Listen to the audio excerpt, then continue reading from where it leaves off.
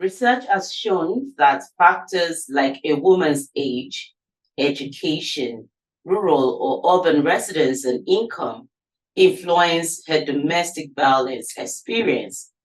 In Nigeria alone, 1 of 4 women have experienced abuse either psychologically, emotionally, or physically, while globally, the figure is 1 in 3 women.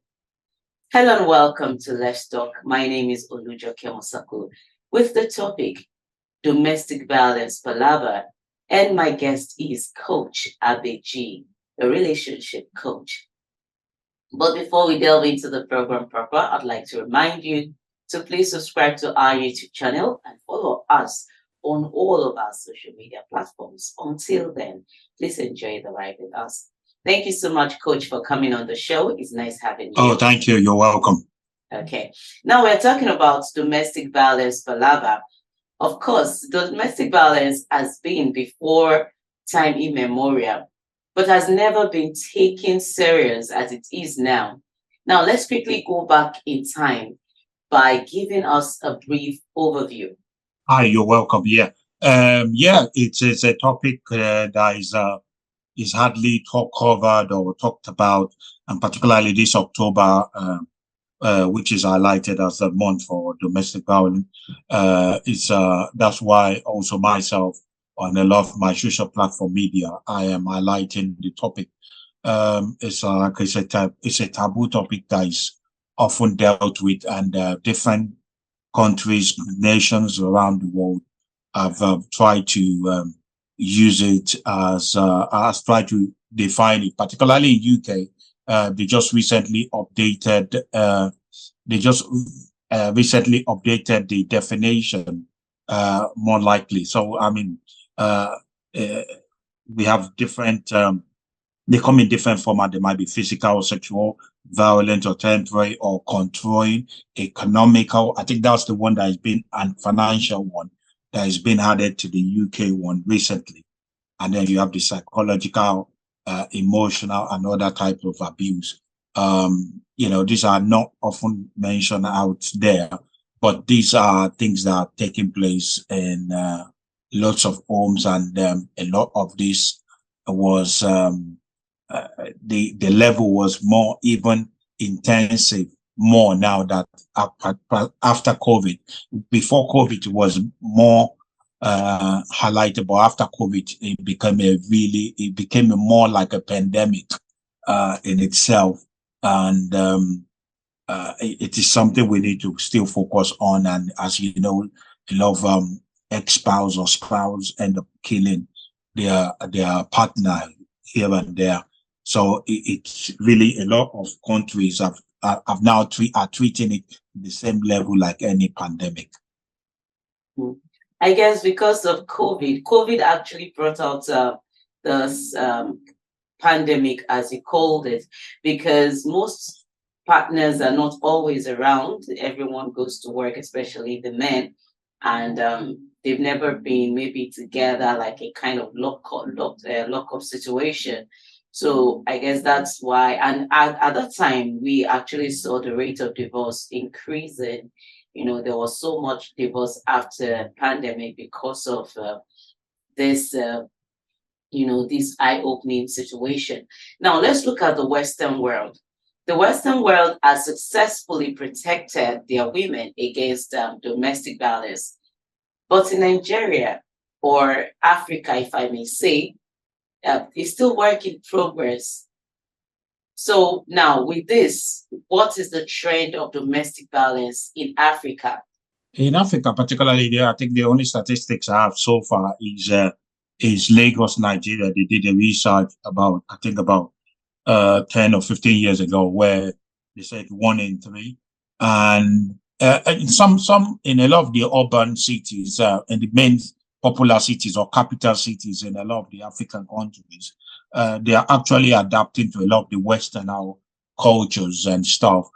But when you talk about a lot of the rural areas, the inner cities and stuff, it's also is a very, very big challenge, because again, the issue about policing the issue, Also, we have to deal with cultural problems, religious problems.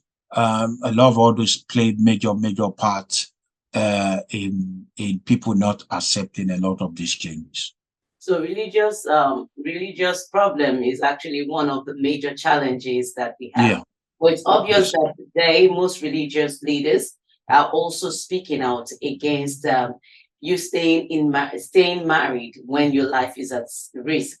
Yes, definitely. I love the modern, I would say modern, maybe charismatic, whether be in the in the Muslim and the Christian and in a few religions, have come out to support it. But I love the traditional views. I think what we tend to fight against is the traditional view. I love the cultures that promote masculinity and things like that are still having a struggle with it. Mm. Now, statistically, you actually said something about the rates while you were talking earlier on. Now, what Yeah. is the rate of abuse around the world and their casualties using Africa as a case study and to drive it home, Nigeria? I mean, like I said to you earlier on, the the the the issue in Africa is a lot of the religion and cultural thing pushes it back in dealing with those issues. Like I said, there are different statistics put out in there. There was one major one, I think was 2015, says 40% of women experience domestic violence and they don't reach out. And also, again, like I said, things that has also helped the societies are now this in today's age. We have various women groups. You have a lot of uh, opportunities. Also, education also helps a lot in a lot of all these places, and also things like a few of the countries in Africa as well are kicking against things like teenage marriage, which is teenage marriage. So a lot of these things actually also adds to it as well. So, but when there is a lot of educations put out there, and when girls are educated, as we put it out here, it's really help in the society when women are educated, and also women are in power in one way or the other as well. They really help. Okay, so basically, the casualties are not so much. The death rates, all of those, basically, the death is not so much, or is it that much? It's all. Like you said, during after COVID, the figures. I think what probably would have happened is before COVID, people weren't paying much attention to figures and recordings of data and stuff. But since after COVID, there have been a lot of issues with numbers and stuff like that. So that has really helped a lot in terms of we knowing what data and what data. But in Africa, a recent study in 2017 in Africa, the percentage they gave is 3.1%, which is really high compared with the population. But the least is more with the Pacific Oceans, the Asians, and a few of the other countries. They have less. But again, like we said earlier on, the high rate is due to, I would say, more of cultural and religious reasons more. Mhm. Now, this is actually something that everyone is, talking about, everyone, but it's so painful. And I feel I should just ask this. Why would a woman in her right senses in this time and age stay married to an abuser? There's so many reasons. I've spoken to a lot of people out there. Um, And there's so many reasons, and not like you said, not only women but also men also experience it, if I may add as well. So there's so many reasons. Some is like culture, status. Um, the list is endless, really. But one is what we need to say out there is one need to reach out and get more education on it, and reach out to various groups out there. Um, I mean, even in the Western culture, that there's so much education, there's so much initiative out there, but still, it still goes on. Things like this they still go on. It's not, the numbers is not as much, but it does still go on in cultures like this as well. Mm. Thank you so much for that. Let's quickly go on this break. We will be right back.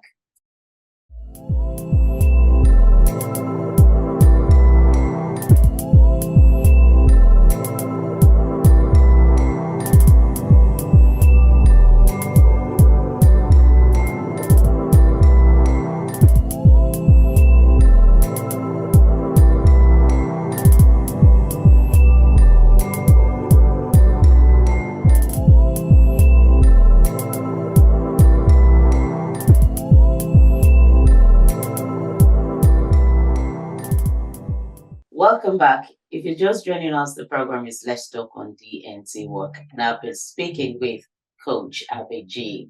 He is a relationship coach, and I'm sure you know that he's been doing a good job since we started this discussion. Now, the topic remains domestic violence, Palava. Thank you so much, Coach AbbeyG, for standing by. Thank you. You're welcome. Now, I told you about how hurtful it is for me that women who go through violence, domestic violence, still stay married to their abuser. But what do you relationship experts propose in order to totally put an end to intimate partner abuse? It is obvious that even women who are financially stable with high level of education still fall victim of domestic violence. And the most painful thing is that they stay quiet. They stay quiet. Like I said to you, a lot of this is based on status and stuff. But one of the ways we try to is also try to, women, we always say to people to speak up. If you don't speak up, you're silent. Your problem then gets silent with you there. So one of the good things we need to do is there are a lot of groups out there. Learn to join a support group or a survivor group. There are so many groups out there, also even in Africa and all around there. Another thing we're doing is what we're doing here now, where we're basically educating people about it. And so we need to teach our next generation about these things, and so also let them see the response to this kind of issues, and also the response of the society in itself, the response of the government, the investment of government into programs and things like this. They shouldn't be a side talk. It shouldn't be just when something has just gone wrong and we just trend about it, but just it should be a conversation we can carry on to do.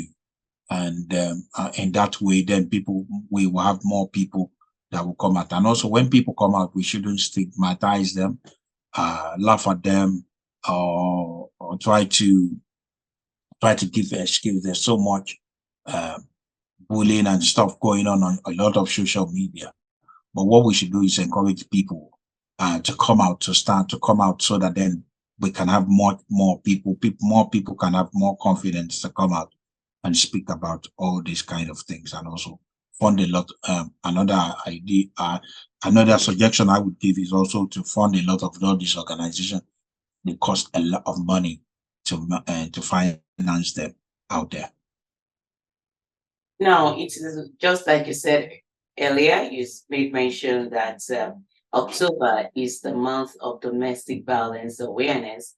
And I remember that you've been actually circulating videos, sharing videos. And one of the videos that I saw was that of, domestic violence ongoing, but there was a child involved. And the child was crying, really crying. And the way the man was beating the woman, like it was WWE. There's this wrestling, like, two opponents fighting. I understand that, yes, things happen and there are issues, but how do we, what are we doing to educate the men to understand that the woman, like it's always said, is a fragile being, and there is a limit to how you can go about fighting a woman. And I've seen that there was a woman who died as a result of this thing, that while she was being beaten, I guess she was hit in the breast, and at the end of the day, it became cancerous and she died. Now, with children involved, they are at the receiving end. What are you people doing? I'm talking about advocates, people like you who are clamoring for an end to come to domestic violence and all of it, doing to ensure that these children are protected, and what is the goal? Like I said, like I said, if the couple or the people or the person who's being violated, they doesn't come out, then it would affect the children. And like I said to you, the problem we have with our society, the love society, is people trying to act to be. People pretend, and there's so much hypocrite in the society. And so, like you said, when kids are involved and stuff like that, you kind of see that the person who's been bullied or oppressed is always hiding it. I've watched a lot of programs, I've spoken to a lot of people. They tend to cover up for the other person, or they're trying to uh, make excuses for that other person. But it's not only them that they are the victims, but also the kids and a lot of people around them end up to be victims of that situation itself. Okay. Thank you so much for that. What are the other things that you think people need to know? Just enlighten us on this domestic violence issue, so that I look forward to a day that I would be talking about this, that there is total, peace in homes and marriages, even in relationships. One of the things, like I would just list a few things. You also things you need, 10 ways to be able to help where you are. Oftentimes we need, some of us, if you are an outsider, there are a few things you need to look at. And also for people who are singles and intending to go into relationships, I would say you should work. One of the things you need to watch out for is signs. Know the signs in domestic violence. When you see somebody who is jealous of your friends, or a partner who is obsessed about the other partner going out, spending time with other people, who is discouraging the partner from going out, sharing times with people. Those are signs you need to be wary of. Somebody who's controlling, whether controlling, trying to know everywhere you go to, trying to track you down, not in terms of concern, but just very controlling, wants to know where you are, why you are there, controlling in terms of finances, someone who makes you feel guilty in terms of in your relationship, somebody, probably some people even prevent people from going to work. They say to them, stay home, and this and that. They're very, very controlling. When they get angry as well, they tend to carry stuff or use stuff, or you those are telling you signs of it, and we shouldn't ignore that kind of signs. We should run for our life. That's why I normally say to people, singles, run for your life, because those are signs. And oftentimes a lot of people often think, or when we get married, that would solve or that would change. No, it doesn't. Marriage is like a magnifier. It magnifies whatever you bring to it 4 times. So if somebody is kind, they'll be more kinder 4 times. But if somebody is worse, and you can see all these signs, marriage or the relationship, then magnifies those problems. And it's only God who can help us. Any final word as a roundup? Final word is, like I said to you, always reach out.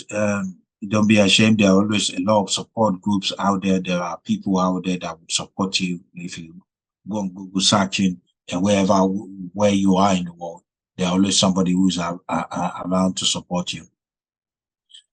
Also, like I said, prevention is better than cure. So don't go into relations when you see signs like this. Don't be bent on going into relationship like that. Avoid relationships like that. And God will help us as we do so. Amen. Thank you so much, Coach, for coming. Thank you for this wonderful, eye-opening discussion. Thank you. Thank you. And thank you too for being part of the show. Please ensure that you do everything possible to look right, to see right, and know what you're going into. If you see those signs that Coach mentioned, ensure you run for your life. Avoid toxic relationships. And I pray for those whose marriages are going through troubles that the Lord God Almighty will intervene and give you peace. Until next time, when I come your way again, it's another exciting topic. Please be safe. Bye for now.